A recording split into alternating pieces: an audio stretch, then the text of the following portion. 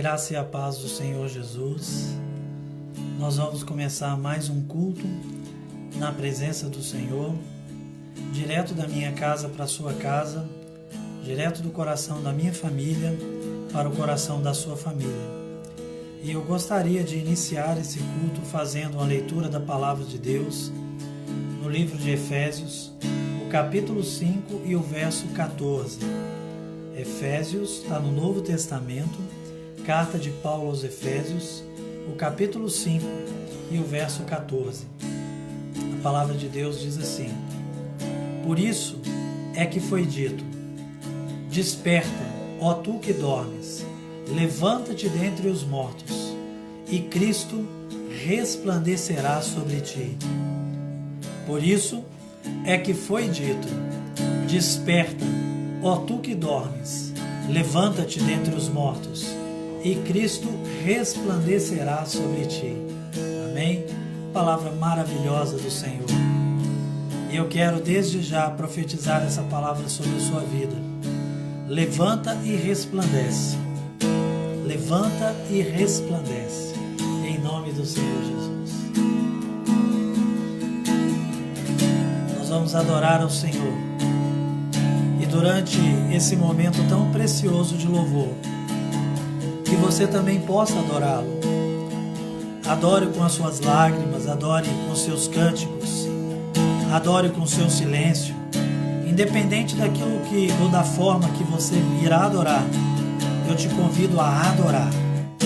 Não importa a forma, o que importa é a essência. O que Deus quer é receber no seu coração.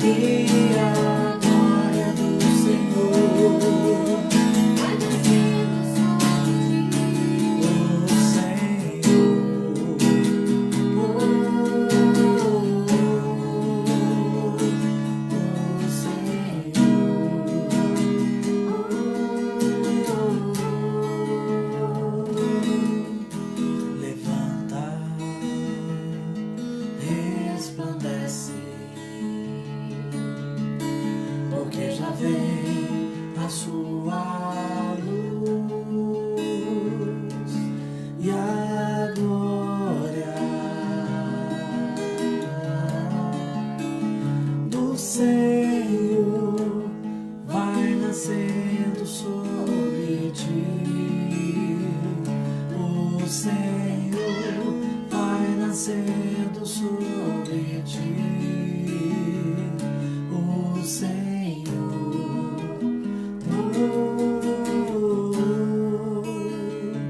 o Senhor,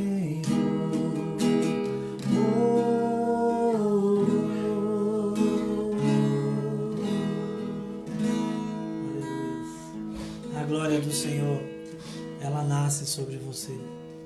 Assim como o sol que brilha pela manhã e vai se intensificando, a glória do Senhor, ela surge dessa forma, não é nada instantâneo. Ela vai gerando, ela vai se firmando sobre a nossa vida, a partir do momento que nós damos abertura, que nós damos espaço para Deus agir em nós. Amém?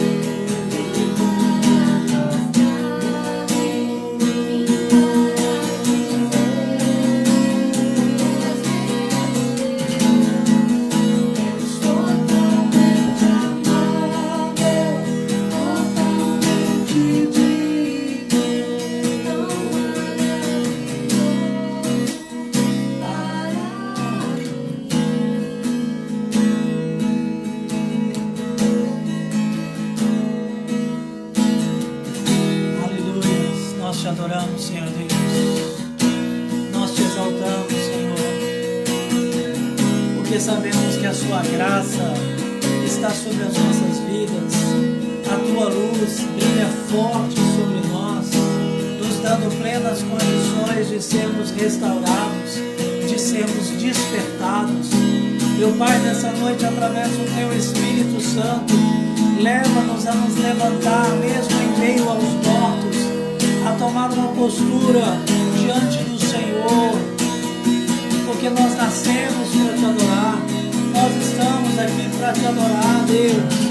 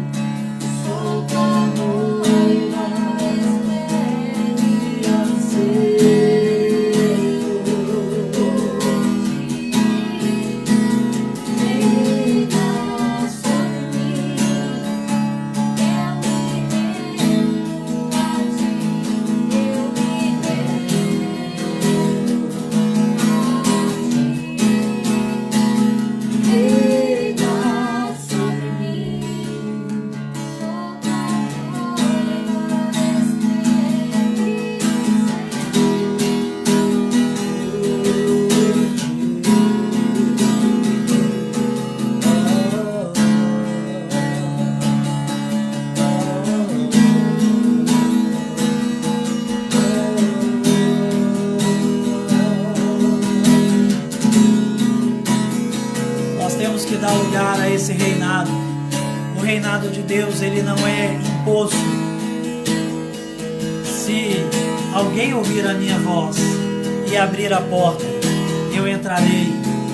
Sempre há uma porta que nós temos que abrir. Sempre há um lugar que você tem que dar espaço. Sempre há uma decisão a ser tomada. Eu te convido a cantar esse coro. Reina sobre mim, eu me rendo a ti, eu me rendo a ti. Reina sobre mim, sou tua noiva, espero em você. Mais uma vez, reina. Reina sobre mim, eu me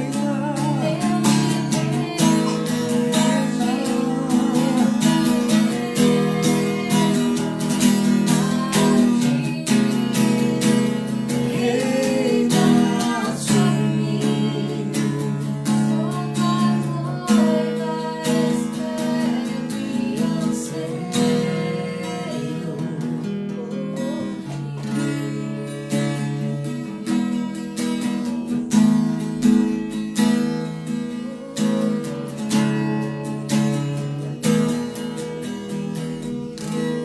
Aleluias.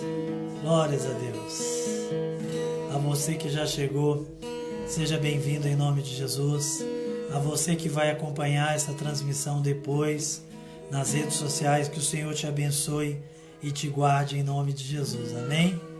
Graças a Deus. Nós vamos compartilhar uma palavra, agora uma palavra de vida para você, tá? Em nome do Senhor Jesus. O texto que nós lemos hoje como texto de referência é o texto que está em Efésios, no capítulo 5, o verso 14. A palavra diz assim: por isso é que foi dito, desperta, ó tu que dormes, levanta-te dentre os mortos, e Cristo resplandecerá sobre ti. Aleluias. É uma palavra exortativa, vamos dizer assim.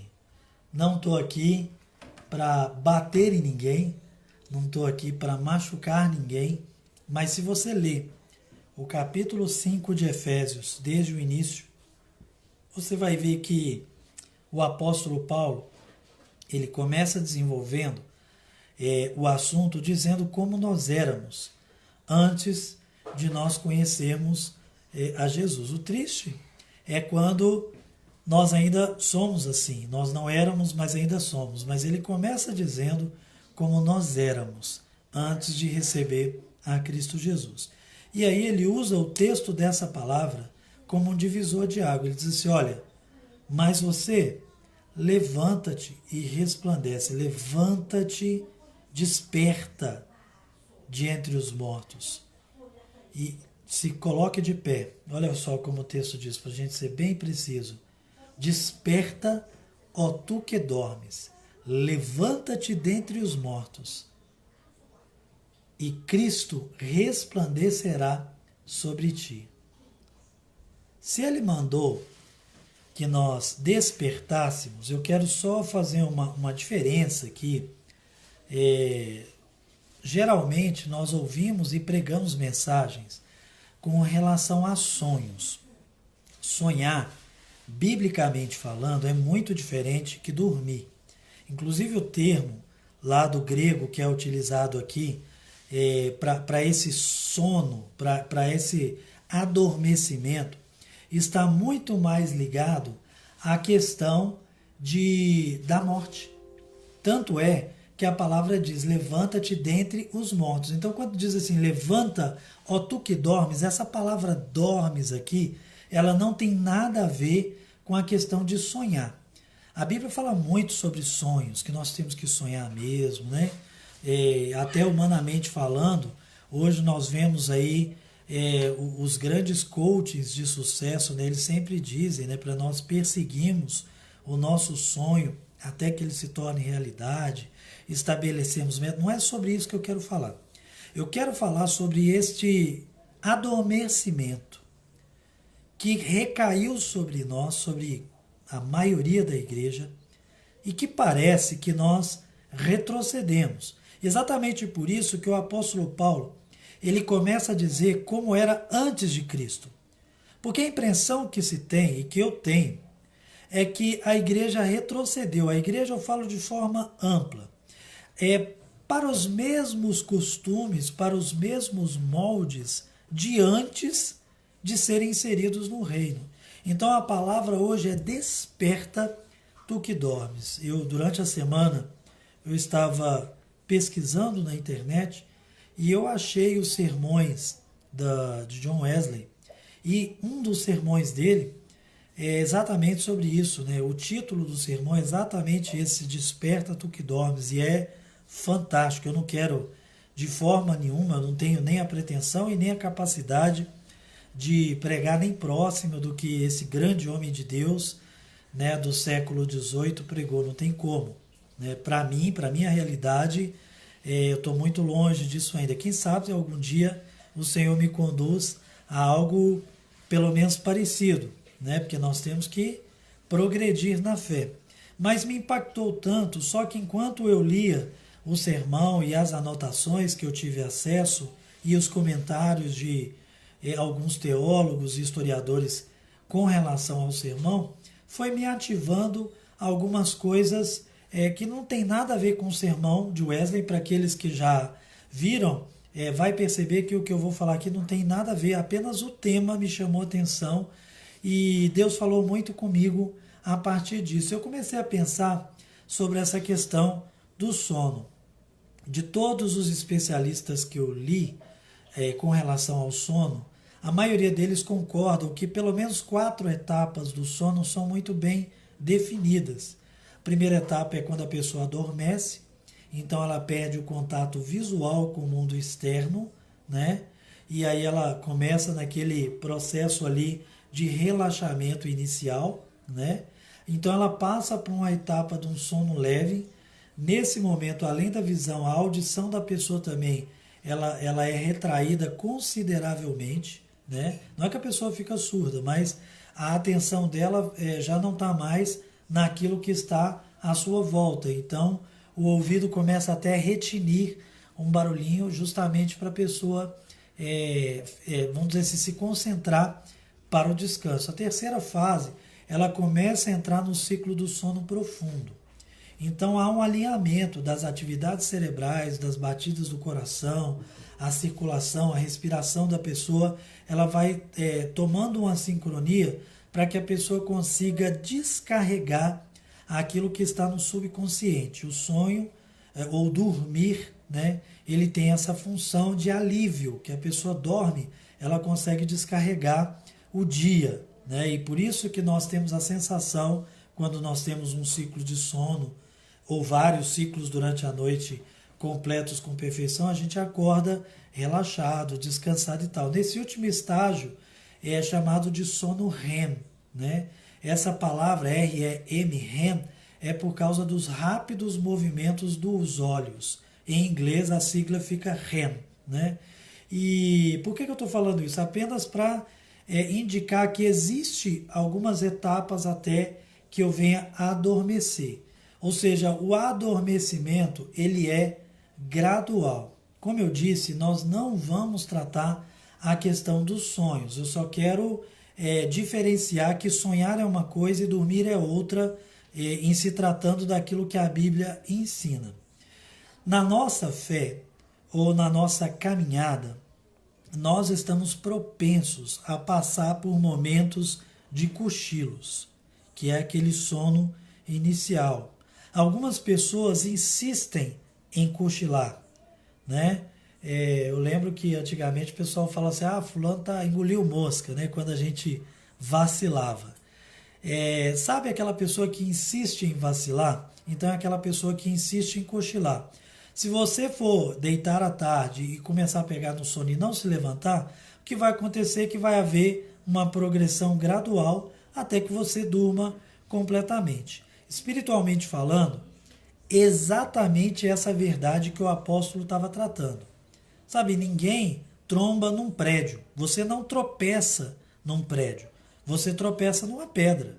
Você tropeça num tijolo, não é? Você tropeça nas pequenas coisas. Agora, quando você insiste, você já sabe, né, que tem ali aquela pedra e você vai em direção a ela, então aí você está procurando realmente se machucar. Você está procurando realmente, dentro dos termos da palavra que nós compartilhamos, você está procurando dormir profundamente. E o apóstolo Paulo, em outro texto, lá no texto da ceia, em 1 Coríntios 11, ele diz assim: por causa disso, há entre vós muitos doentes e até muitos que dormem. E algumas versões dizem até muitos que morrem, né? Então, o dormir aqui, que ele está tratando, que nós temos que despertar desse sono, né, desse adormecimento, ele está ligado a uma morte espiritual. O que é uma morte espiritual? Não quer dizer que você vai morrer e acabou, não. Quando nós nos afastamos da vida que Deus estabelece para nós, então nós estamos mortos espiritualmente. O homem sem Jesus, ele é morto espiritualmente.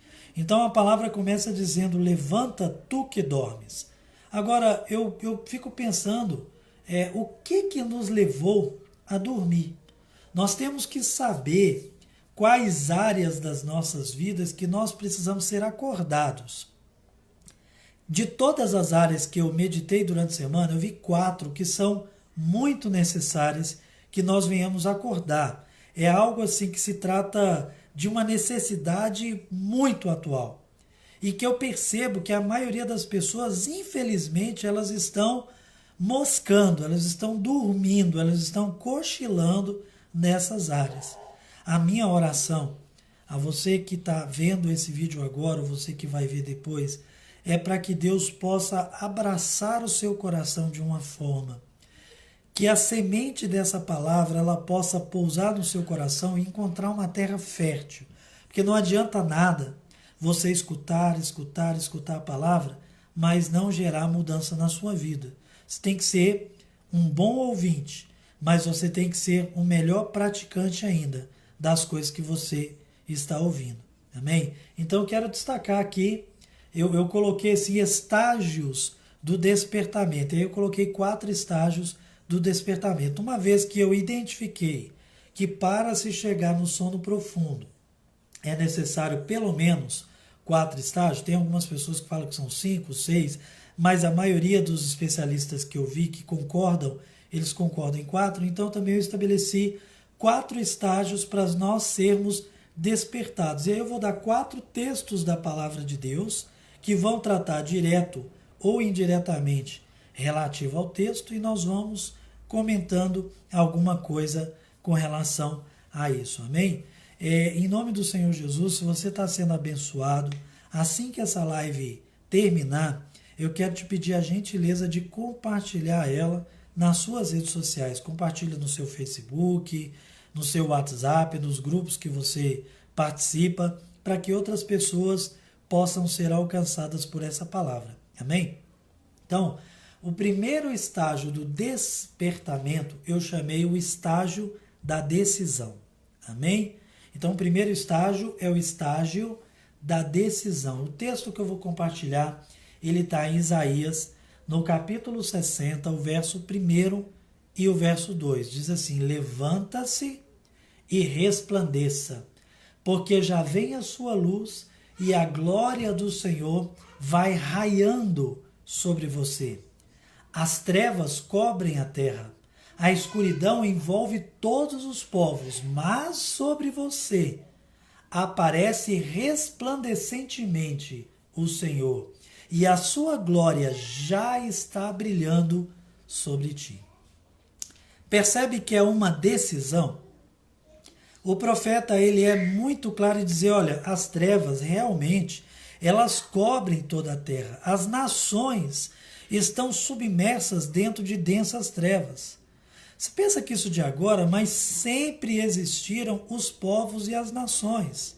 Sempre existiram aquelas pessoas que preferem servir a Deus e sempre existiram as grandes multidões que estão submersas nas trevas, que estão perdidas em meio às próprias vontades, correndo atrás apenas de meros sonhos humanos, de conquistas humanas, sem se importar com a realidade que existe um Deus. Então, quando nós temos essa sensação, não parece que eu estou nadando contra a maré. Você está, de fato, nadando contra a maré.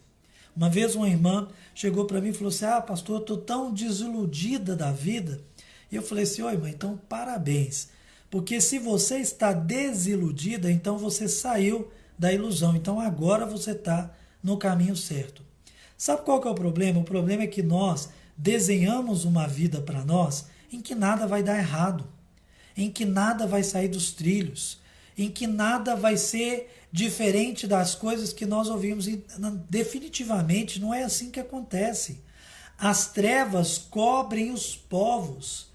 Sabe, a escuridão envolve todas as nações, mas, todavia, porém, no entanto, ou seja, existe um divisor ali, a glória do Senhor já aparece sobre você, já aparece resplandecente sobre você, e a sua glória já está brilhando sobre você. Agora, você levantar e resplandecer é uma decisão sua. Você tem que escolher. Eu tenho que optar por me levantar. Eu posso simplesmente seguir o fluxo, eu posso simplesmente ficar apontando defeito, culpando outras pessoas pelas coisas que acontecem comigo, ou eu posso me levantar. Sabe, eu li um livro do historiador antigo e ele conta, eu até comentei a respeito esses dias para trás, sobre como os discípulos morreram, né? E quando eu estava lendo a história de Pedro, eu fiquei assim profundamente impactado, porque os historiadores contam que quando Pedro foi ser crucificado, ele pediu para que a cruz fosse invertida, de cabeça para baixo. Ele também morreu crucificado, mas ele pediu que a cruz fosse colocada de ponta cabeça porque ele não se achou digno de morrer igual a Jesus. Isso é muito forte, irmão. Sabe, porque hoje nós estamos muito afim de sacar qual que é o erro. Minha vida não dá certo porque ninguém me ajuda. Por causa disso e daquilo outro. Mas ninguém quer assumir a cruz. Ninguém quer levantar e resplandecer. Sabe, Jesus ele não vai descer do céu e morrer outra vez por você. Ele já fez isso. Não fique esperando de Deus aquilo que tem que ser uma atitude sua. É interessante que Jesus multiplica o pão uma vez e na segunda vez, quando os discípulos chegam para ele, ele olha para os discípulos e fala para eles assim, dá vocês alguma coisa para eles de comer. Sabe por quê? E depois ele vai lá, multiplica o pão pela segunda vez. Mas Jesus estava ensinando que primeiro ele ensina e depois ele espera que nós venhamos utilizar aquilo que ele nos deu. O problema é que nós somos viciados, desculpe a expressão, mas nós somos viciados na bênção, na tal da bênção. Eu quero que Deus me abençoe, eu quero que Deus faça, eu quero que Deus derrame sobre mim. É como algumas pessoas dizem, né? Venha a nós o tempo inteiro, mas o vosso reino quase nunca, não é? Então eu quero que Deus faça algo, sabe? Nós temos que entender que levantar e resplandecer é uma decisão cabível a cada um de nós. Você vai fazer essa escolha hoje, ou você vai passar o resto da sua vida reclamando das coisas que não deram certo, ou você vai tomar as rédeas na mão e vai dizer, Deus, faça algo diferente através de mim. Eu quero participar do seu agir. Já reparou que tem pessoas que parece que Deus usa mais aquela pessoa? Que Deus abençoa mais? Eu sempre digo que Deus ele não tem filhos prediletos, mas ele tem filhos dedicados. Aquele que mais se dedica, Deus usa. Sabe aquele chamado que no próprio livro de Isaías, lá no capítulo 6, quando Deus faz o chamado, diz assim, a quem enviarei e quem há de ir por nós? Esse mesmo chamado ecoa nos dias de hoje. Só que hoje nós não estamos sendo como Isaías. Isaías, ele, eis-me aqui, envia-me a mim, né? E há até um excesso de linguagem aí que bastava ele falar envia-me, né? Mas envia-me a mim. Ele se identificou assim de uma forma concisa, sabe? Eu quero ser usado. Hoje não. Já tem pastor na igreja. já tem ministério de louvor, já tem tanto missionário e tal. Querido, eu sempre digo que impressão digital só existe uma, não existe nenhuma igual à sua. Sabe, aquilo que você pode fazer a partir do que Deus te der, ninguém pode fazer igual. Então é exatamente por isso que Deus quer usar você. O plano de Deus nunca foi abençoar um homem para compartilhar a palavra com vários, não. O plano de Deus é que toda a igreja fosse abençoada, que todos nós pudéssemos alcançar o favor e a graça do Senhor. Nós falamos tanto da misericórdia de Deus, né? A misericórdia, ela é propícia àquele que se aproxima de Deus. Ela está disponível para todo mundo, mas quem alcança? Aquele que se arrepende e deixa. Eu tenho que entender, e é por isso que o texto diz, levanta-te de entre os mortos. Ele começa dizendo assim, olha, desperta tu que dormes e levanta-te dentre os mortos. Nós temos que tomar uma atitude. Sabe, isso se chama, eu sei, eu quero abrir um parênteses aqui, que às vezes nós estamos tão mortos, mas tão mortos, que a gente não consegue mais levantar. Isso é verdade. Tá? Aí nós precisamos ser ressuscitados, mas eu quero trazer à sua memória o texto do profeta Ezequiel no capítulo 37. Você acha que Deus precisava de Ezequiel para ressuscitar aquele exército? Mas Deus pega o profeta, leva lá no meio do vale, tem uma conversa com Ezequiel, ou seja, ele fomenta a fé dentro do coração de Ezequiel e depois fala com ele. Ezequiel, fala para esses ossos se levantarem e se tornarem corpos de novo. Manda que os nervos cresçam sobre eles, que o tecido cresça, que a vida volte para... Deus foi falando para ele, você vai fazer isso e isso. Você acha que Deus não podia fazer isso direto? Podia, olha aqui, Ezequiel, é assim que se faz. E vai lá, e Deus... Claro que Deus podia fazer. Quem fez o exército se levantar foi Deus. Mas isso se chama princípio. O que é princípio? É uma ordem estabelecida para que algo aconteça no reino de Deus. Deus estabeleceu essa ordem. Quando nós queremos que algo tome forma, Deus poderia fazer sozinho. Mas enquanto você não tomar uma atitude, enquanto você não levantar e resplandecer, enquanto você não levantar sua mão de profeta e der uma ordem, falar, as coisas não vão acontecer. Então talvez você está lá no meio dos ossos secos. Nessa noite Deus está falando com você. Abra sua boca, levanta tu que dormes. Levanta, sai do meio dos mortos. Problema, irmão, quem mora em cemitério é defunto e barata. Ninguém mora em cemitério, é bicho, é rato. É podridão que mora ali, não dá para morar. Imagina você morar no meio de um ossário. Você vai pegar uma doença, vai morrer também. Por quê? Porque morte gera morte. Nós precisamos tomar uma atitude de sair do meio de tudo que seja morte. De tudo que nos leve para esse caminho de morte. Então, levanta-te e resplandeça, porque já vem a sua luz e a glória do Senhor vai raiando sobre ti. Eu disse quando nós estávamos adorando que a glória do Senhor, ela não é uma varinha de condão, que Deus de repente plim, vai bater em você e tudo vai se resolver. A glória do Senhor vai raiando, é como se fosse o nascer do sol. Não é? Quem acorda aí de madrugadinha sabe do que eu estou dizendo. A borda da terra onde o sol nasce vai ficando avermelhada. Né? A noite vai sendo vencida pela claridade do dia. E os primeiros raios solares vêm, você consegue até olhar ali o nascimento do sol. Mas quando é meio-dia, se não for com o auxílio de um óculos, alguma coisa, é extremamente difícil e nem é bom ficar olhando para o sol. A glória do Senhor é a mesma coisa. Ela nasce, ela vai crescendo, ela vai evoluindo à medida que eu me levanto, à medida que eu abro a minha boca e dou declarações proféticas. Não menospreze o poder das palavras. Nós temos esse dito, e ele é correto quando diz que a palavra tem poder. Nós precisamos entender que nós vivemos daquilo que nós falamos. Sabe por quê? Porque a boca fala o que o coração está cheio. Então, se você falar que a sua vida é desgraçada, que você não dá sorte, que as coisas, é isso que você está enchendo seu coração e é isso que você vai viver. Comece a declarar as promessas de Deus para a sua vida. Comece a declarar os seus sonhos. Tá difícil agora? Tá, eu sei, mas Deus vai me dar vitória. Deus vai me promover. Nada melhor que um dia após o outro. Hoje eu estou aqui, mas Deus ele vai me levantar. Sabe, creia.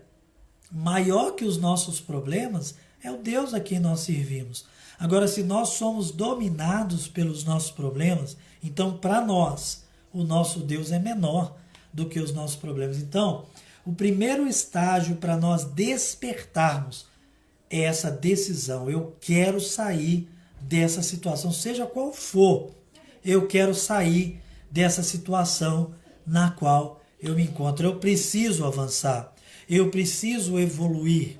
Sabe, nós criticamos tanto o pessoal que acredita na teoria da evolução lá de Darwin, né? Mas nós precisamos dessa teoria hoje, nas nossas vidas. Só que o problema é que está rolando uma involução, a gente está virando macaco, né? Ou seja, nós passamos a sobreviver com aquilo que é o necessário. Nós não queremos crescer, nós não queremos construir nada, assim como um macaco. Tendo que comer e aonde morar, a gente está de boa. Querido, não se conforme. O reino de Deus ele é composto por pessoas, homens e mulheres que são inconformados. Não importa qual é o lugar que você se encontra hoje, você tem que tomar a decisão. Eu preciso avançar. Eu preciso crescer. Eu preciso alcançar algo mais.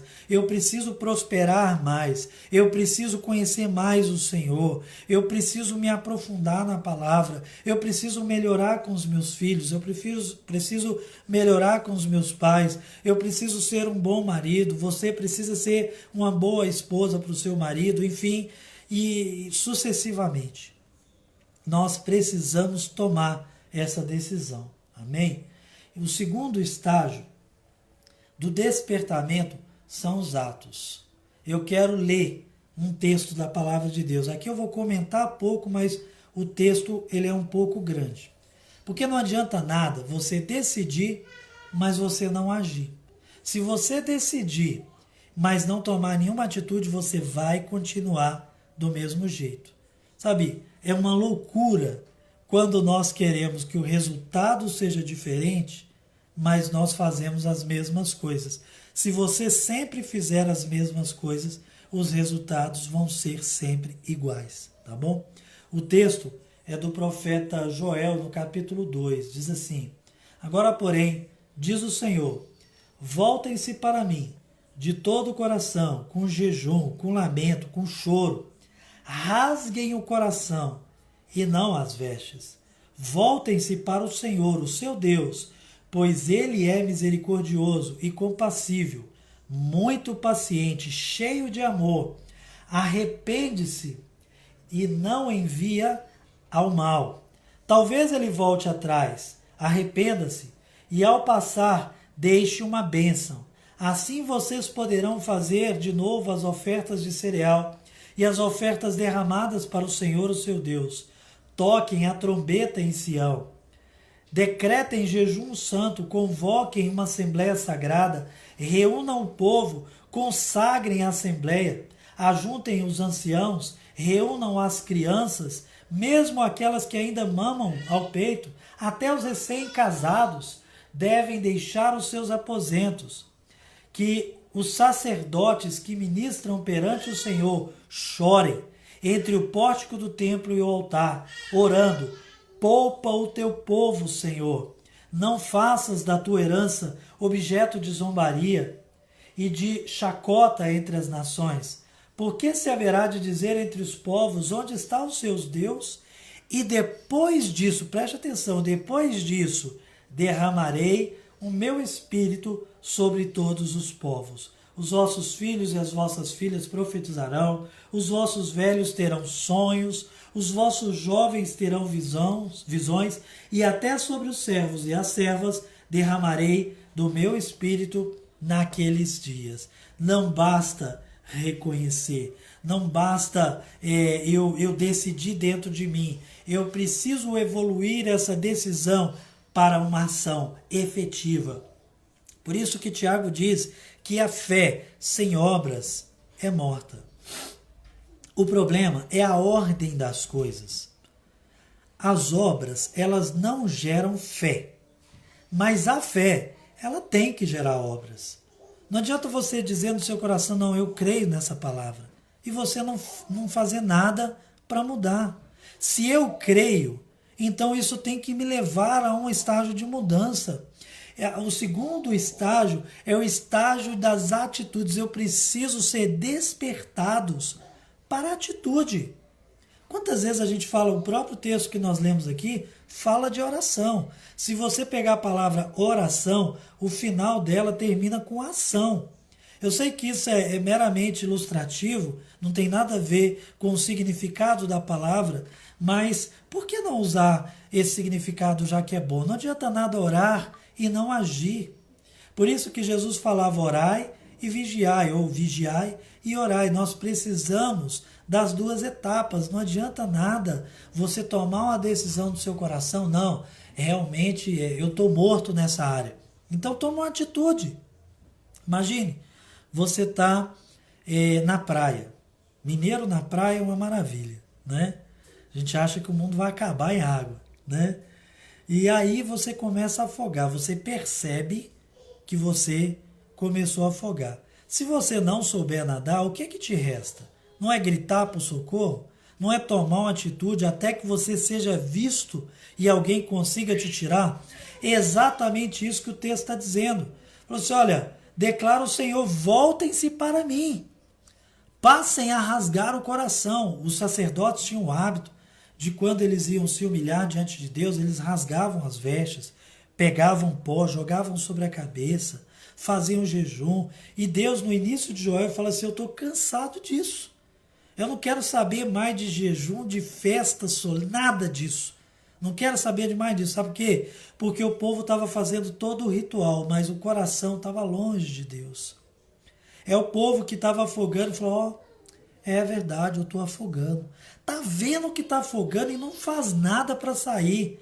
Não adianta eu reconhecer que eu estou errado. Eu preciso de uma atitude eficaz para mudar a minha situação. Eu preciso sair dessa situação.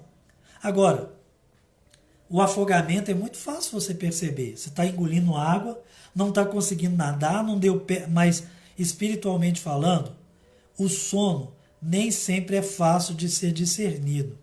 Quem já trabalhou dirigindo, como eu, sabe do que eu vou falar. Chega num momento que você simplesmente desliga, de olho aberto. Você está ali no volante, mas na hora que você desperta assim, meu Deus, o que está acontecendo? Você já havia dormido e não tinha percebido. Essa é a realidade que nós temos que tomar cuidado. E é contra isso que nós temos que tomar atitude. Espiritualmente falando, sabe, o motorista está dirigindo, a gente está conseguindo mais lidar com o sono, então o que ele faz? Ele tem que parar e dormir. Ou então, geralmente, quando não dá para fazer isso, o cara dá uma paradinha ali, dá uma ativada no corpo, por quê? Porque ele alonga, ele faz alguma coisa para ele se despertar, não é? Não importa, eu não sei qual atitude você vai ter que tomar, mas não pode ficar só na decisão. Você precisa tomar uma atitude para reverter, vamos usar essa expressão, para virar o jogo a seu favor. Quando nós estamos dormindo para o reino e o diabo está vencendo. Vidas estão indo para o inferno. Por quê? Você acha que Deus te chamou meramente para ser um empresário? Você acha que Deus te chamou meramente para ser um vendedor? Para ser um advogado, um médico? Não, querido. Deus emprestou o seu talento para você administrar os bens dessa terra, mas há um chamado sobre a sua vida. E esse chamado se resume em salvar almas. E quando nós estamos dormindo para isso, as pessoas estão se perdendo. Pessoas que só ouviriam falar de Jesus através da forma que você fala, através da forma que eu falo. Então nós precisamos tomar uma decisão e nós precisamos agir de acordo com essa decisão, eu preciso sair. E aí o texto se complementa, porque diz assim, olha, desperta tu que dormes e levanta-te de entre os mortos. Se você apenas acordar, mas ficar lá deitadão no meio dos mortos, rato vai subir em cima de você, doença vai pegar em você, e na pior das hipóteses você vai voltar a dormir. Então você precisa acordar e você precisa se levantar. Você precisa tomar uma atitude para mudar a sua história. É como eu já disse mais de uma vez hoje. Você pode escolher passar a vida reclamando e jogando a culpa nos outros pelo seu fracasso. Ou você pode tomar a decisão de ser feliz. Eu quero vencer. Eu quero me aproximar do coração do Senhor. Eu quero prosperar. Ah, mas o meu emprego me paga um salário mínimo. Ah, mas eu estou desempregado. Não importa. Se você decidir no seu coração e tomar atitudes que sejam de oração, vou procurar um trabalho, vou cortar o cabelo para ficar mais bem, não sei. Tome uma atitude. Ah, mas o que eu sei fazer bolinho. Vai fazer bolinho, vai vender.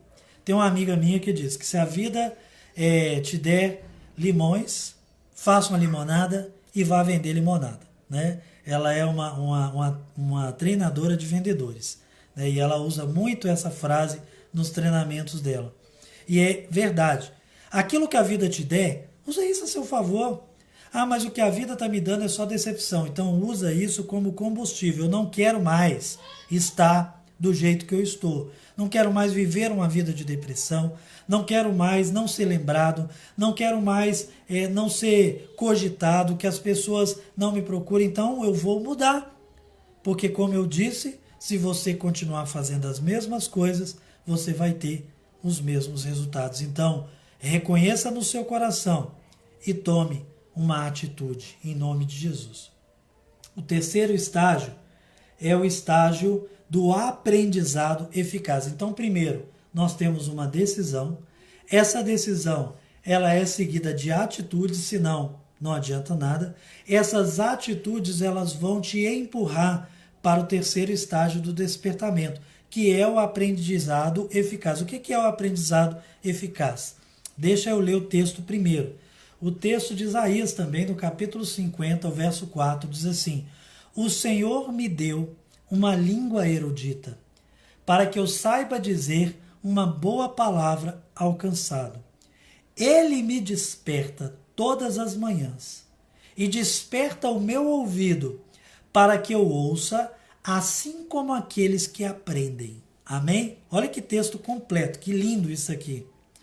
Deus, ele te dá uma língua erudita, ou seja, instruída, uma língua que sabe como falar, para que você tenha uma palavra certa para aquele que está cansado. Então você vai mudar.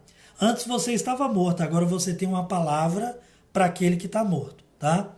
E todas as manhãs, ou seja, o resto da sua vida, Deus vai te dar o quê? Um ouvido. Ele vai despertar em você um ouvido que seja capaz de ouvir como aqueles que aprendem, porque há uma diferença entre ter ouvido e ouvir. Por isso que lá em Apocalipse, várias vezes fala assim, aquele que tem ouvidos para ouvir, ouça o que o Espírito diz às igrejas. Uma coisa é ouvir, outra coisa é dar ouvidos.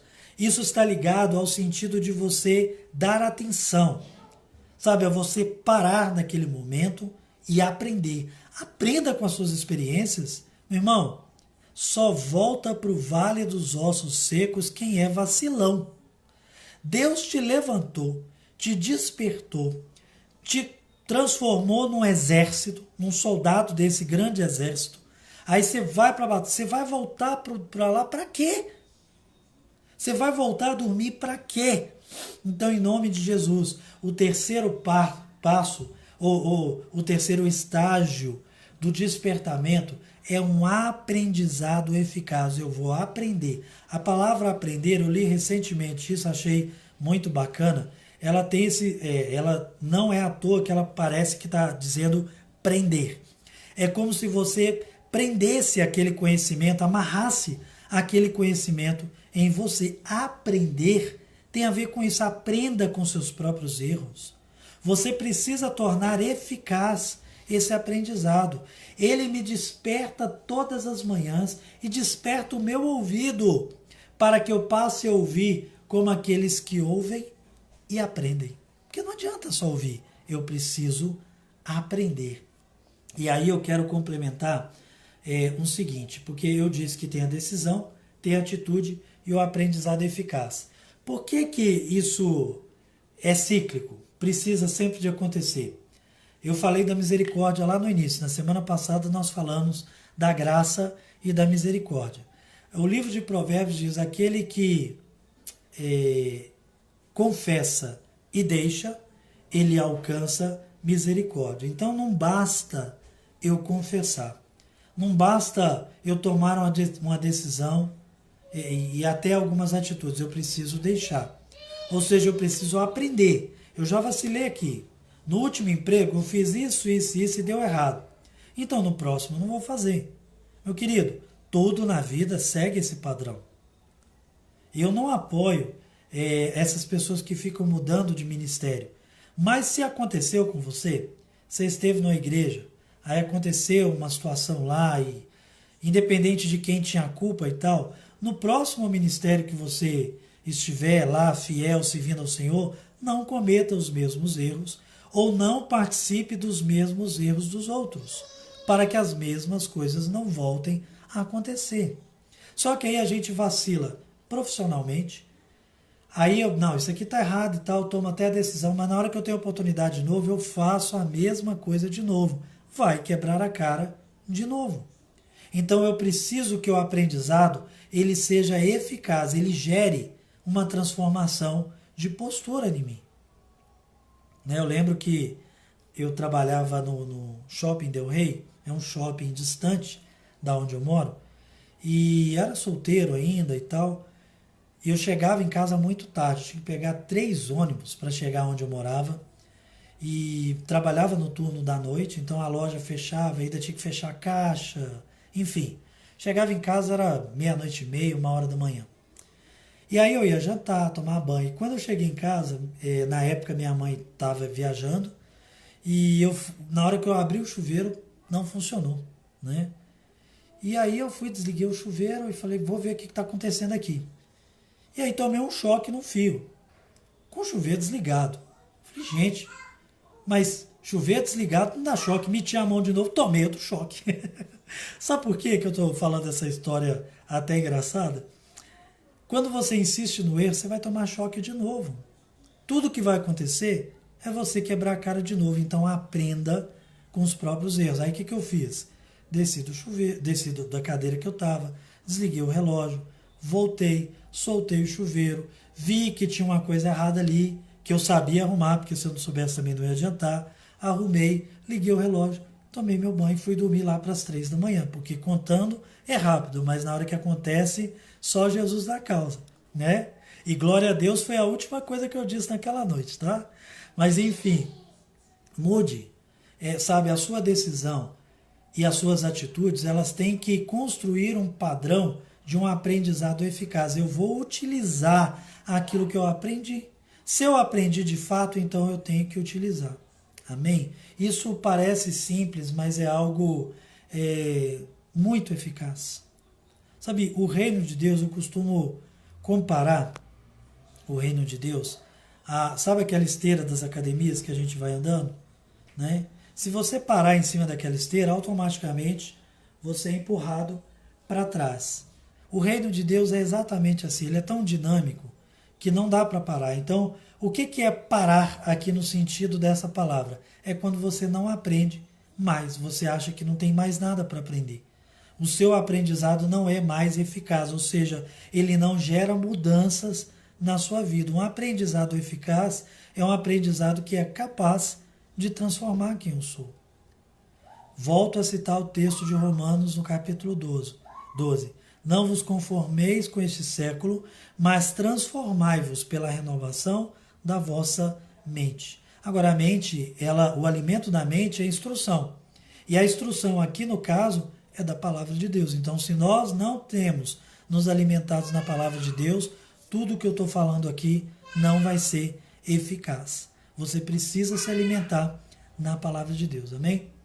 O quarto e último estágio do despertamento é uma providência para você continuar firme. Amém? Então, primeiro você teve a decisão.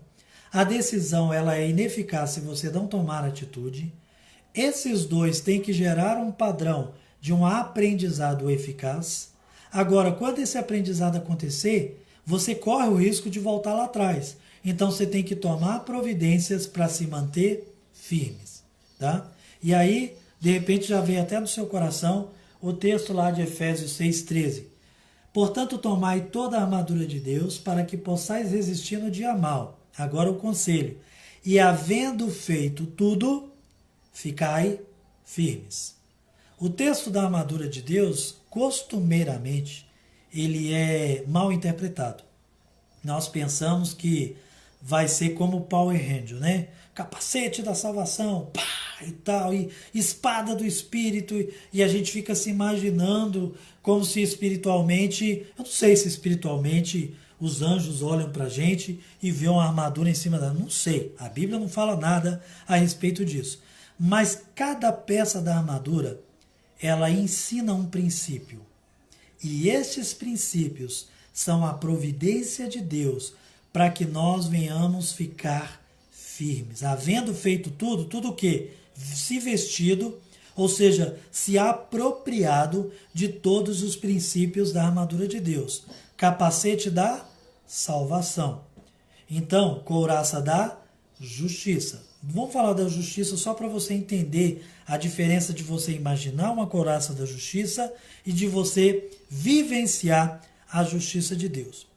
Se você é empregado, você trabalha 40 horas semanais, por exemplo, você é pago um salário X que é classificado em cima das 40 horas semanais que você trabalha.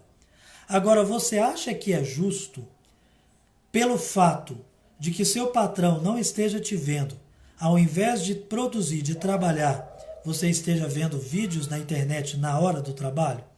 Ou você esteja contando casos da igreja? Você acha que isso é justiça de Deus? Você acha que isso... Você gostaria que, se você fosse o patrão, o seu funcionário estivesse fazendo isso com você, ao invés de produzir, está ali recebendo para contar a vida dos outros? Para fazer brincadeiras? Então, assim, nós pensamos na couraça bonitinha do soldado e tal, mas não entendemos o princípio da justiça. Você falta no trabalho, vou usar o trabalho de novo. No trabalho da igreja, você falta. Quando alguém te pergunta, você fala, morreu fulano. Ou então, eu estava passando mal. Tem gente que chega ao cúmulo de arrumar um atestado que não é verdadeiro, para justificar a mentira. Aí eu te pergunto, você vai estar vestindo o cinto da verdade? Porque tem o cinto da verdade, cingindo os vossos lombos com a verdade. Agora, você está lá na roda de amigos, né? E chega aquele amigo que confia em você.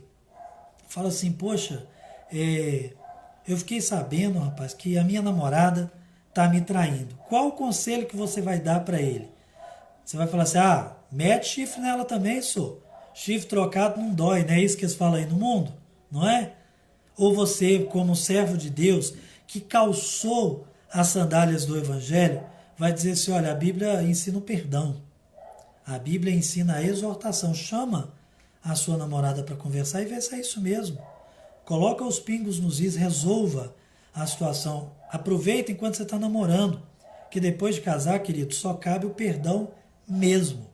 Goste quem gostar de ouvir o que eu estou dizendo. Depois de casar, o que cabe é o perdão. Amém? Então, assim, quando o apóstolo ele fala sobre a salvação, a justiça, a verdade, o evangelho, a fé e o Espírito, que é a palavra de Deus, a espada do Espírito, está dizendo de princípios que nós temos que nos apropriar para que eu não volte a morrer.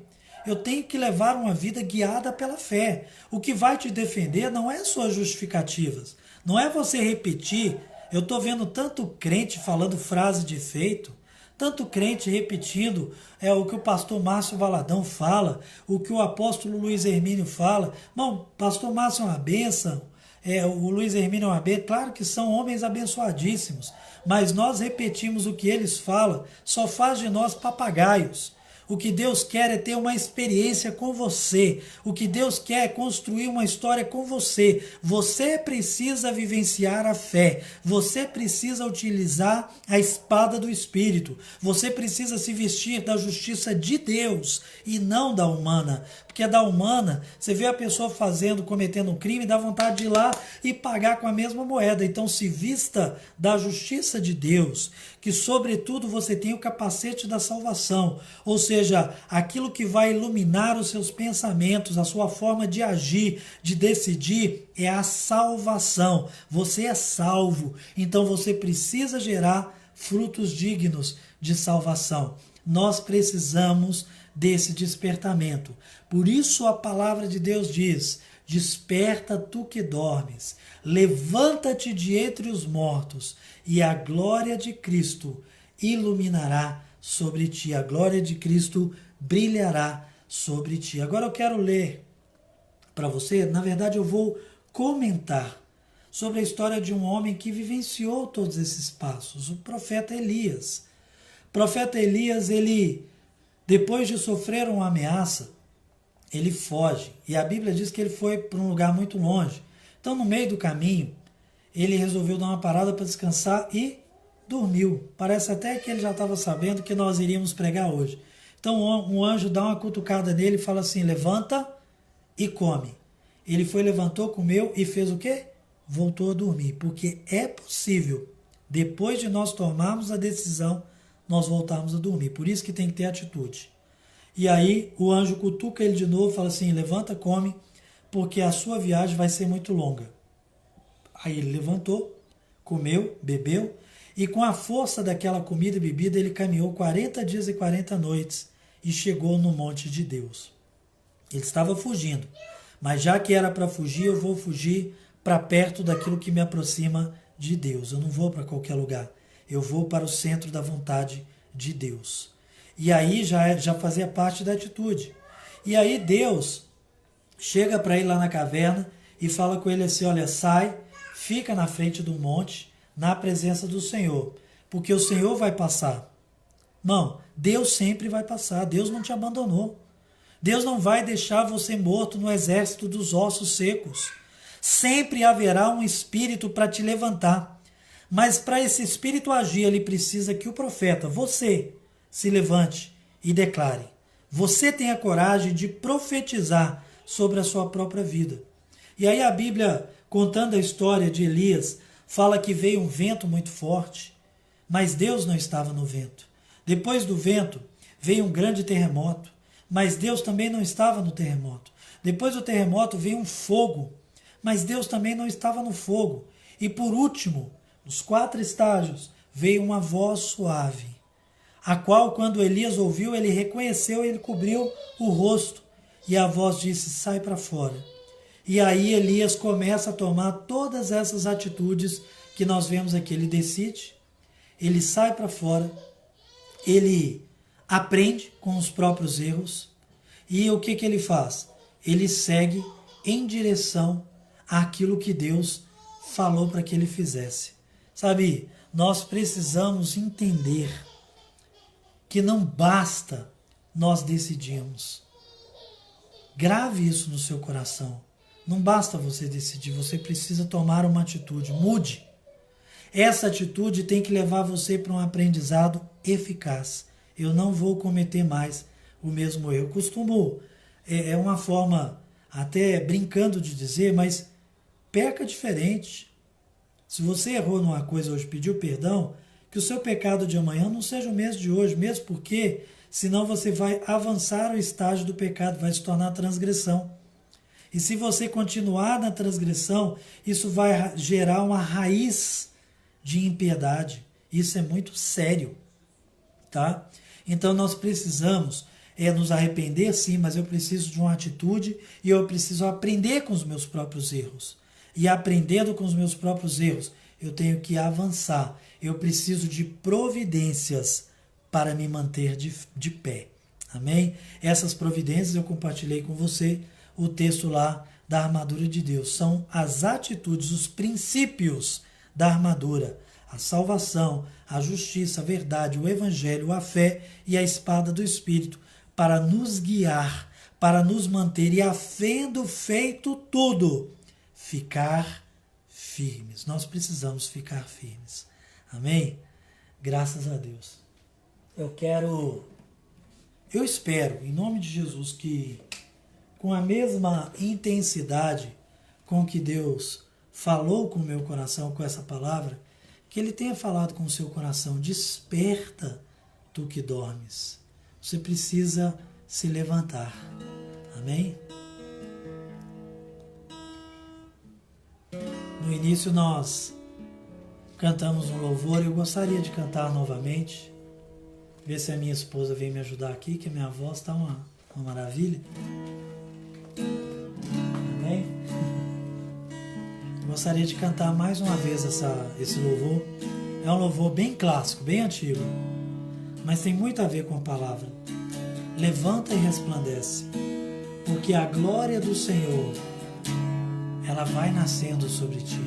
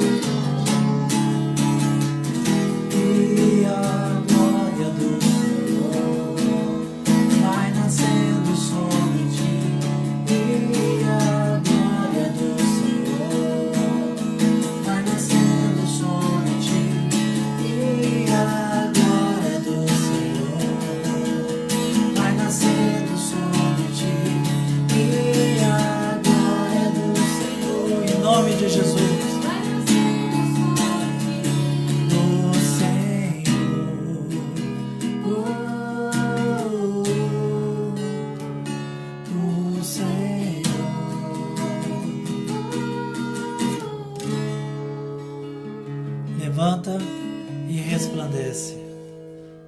A glória do Senhor, ela vai nascendo sobre você.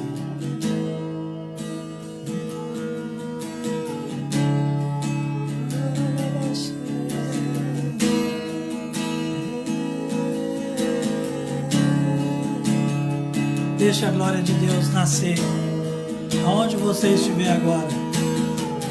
Tome uma atitude. Se levante diante do Senhor agora. Como profeta de Deus, eu profetizo sobre a sua vida. Ainda que tudo seja como um vale de ossos secos, eu ordeno agora nesse vale que a vida de Deus, a vida que há no coração do Senhor, ela te coloque de pé. Levanta e anda em nome do Senhor Jesus. Levanta e anda.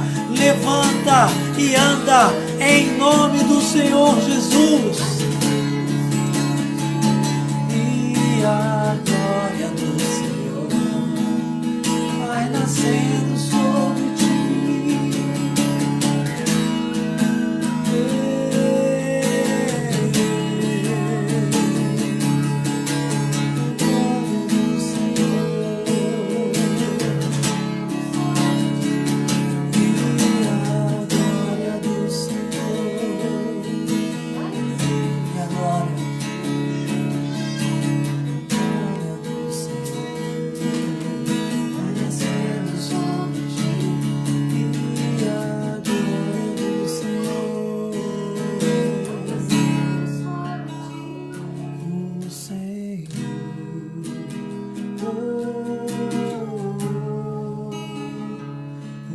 o Senhor.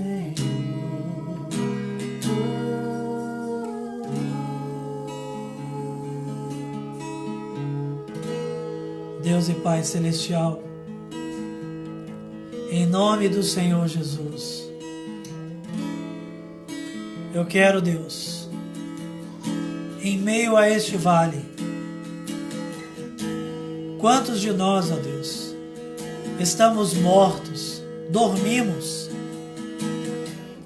não há nada que nos desperte, nosso sono é tão profundo que nem somos capazes de sonhar. Deus, em nome do Senhor Jesus, vá de encontro agora, Deus, com cada coração, com cada realidade, com cada família. Ajuda-nos a ser despertados. Ajuda-nos a acordar, Deus. Brilha sobre nós o sol da Tua justiça, o sol do Teu reino, o sol da Tua palavra, o sol da Tua glória, e nos ajude a despertar, nos ajude a acordar, nos ajude a levantar. Meu Deus, em nome de Jesus, ainda que seja um processo de ressuscitação, retira a pedra de sobre o nosso sepulcro e nos chame para fora, em nome de Jesus. Meu Deus, em nome de Jesus, eu profetizo sobre a vida de cada um dos Teus filhos, sobre cada uma das Suas filhas. Nos faz acordar, nos faz decidir, nos faz tomar atitude, nos ensina, Deus, nos ajuda a aprender com os nossos próprios erros.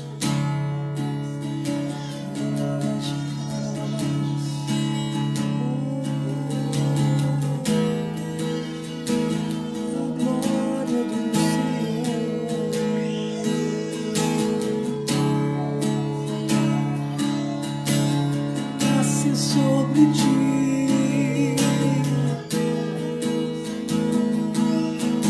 a glória do Senhor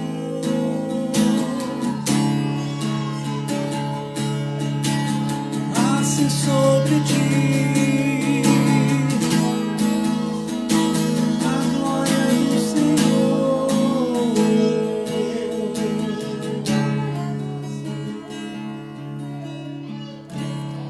Que o Senhor Deus te abençoe e te guarde. Acorda, levanta, desperta tu que dormes. Levanta-se, levanta-te de entre os mortos. E a glória do Senhor, ela vai brilhar sobre a sua vida.